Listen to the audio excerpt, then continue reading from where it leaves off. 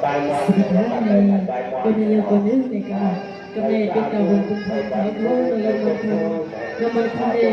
บุญคุณในเย้าเดลียภรรยาพี่น้องวันปุ่นขับเรือไอ้ที่ห้องขับเรือมาปล่อยปีนก็ปล่อยในขนมมันสิ่งหนึ่งก็ที่ห้องว่าขับไปที่ในยนคดีในยนคณะในบริษัทสังเวยโดยสินค้าในขนมมีหลุดเยอะหลุดมีน้อยในขนมเนี่ยถ้าเด็กเข้ามาในคนในเดนวันทำที่ห้องก็ปล่อยก่อนในขนม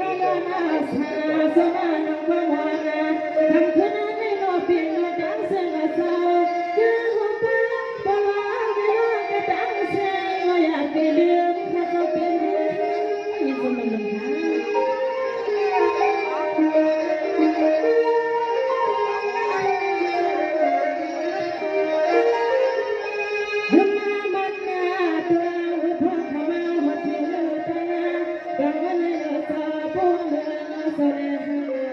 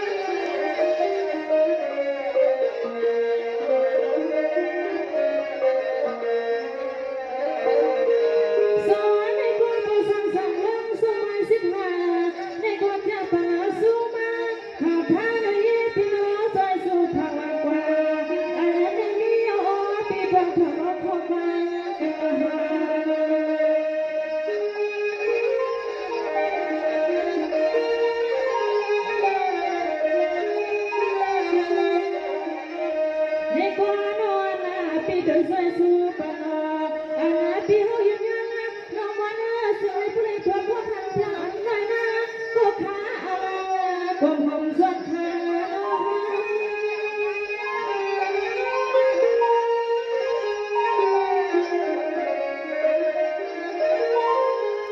สวัสดีเปียพี่เขาเป็นภรรยาขลาจะจากว่าพอ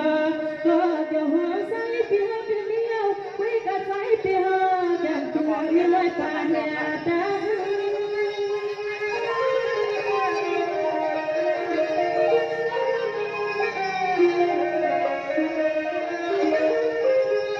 สวัสดีครับเปียนาสาเปียขันบ้าพอก็จะวันนี้ก็ใจก็เปียนเปียจ้า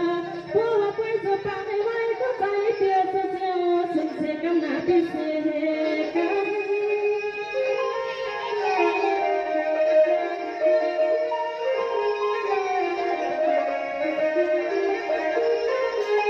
สวัสดีเปียนาก็พิสูจน์พลังว่า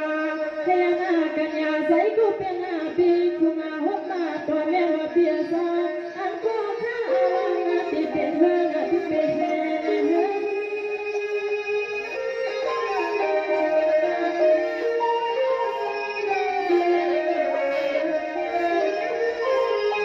สวัสดีครับเปียนาความปีขอความหาความบ้าพอ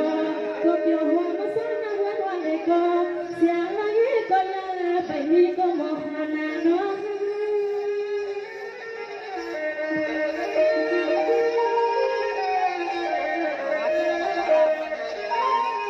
สวัสดีเปียความปีขอปีใจหันปีปีไปอยู่มันยามาหอปัญญานอนปีไปยังในเปียซาอ๋อหน้าที่ก่อนเมื่อทำมาสิเล่มือก็เห็นไม่ไปอาจารย์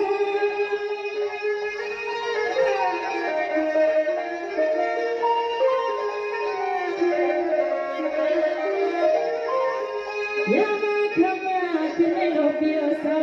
สุดที่มาใจใจแห่ใจห้องเสาเปียที่ให้กินไผ่เลี้ยงทับขึ้นในก่อใส่หมูหม้อสุดตาพี่ห้องทำนี้เธอไม่ก็จะให้เสียวเสียนาก็มาอุ่นในก็เจียวเจียวมาก็มาอุ่นในก็ขมิ้นเจียวสุดเจียวเจียวเปียนาเปียนา